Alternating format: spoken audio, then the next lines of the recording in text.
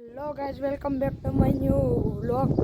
તો આજે આપણે જવાનું છે રખડવા, એ પાછું રોડે. ચાલો આપણે વ્લોગમાં બન્યા રહેજો, બતાવું.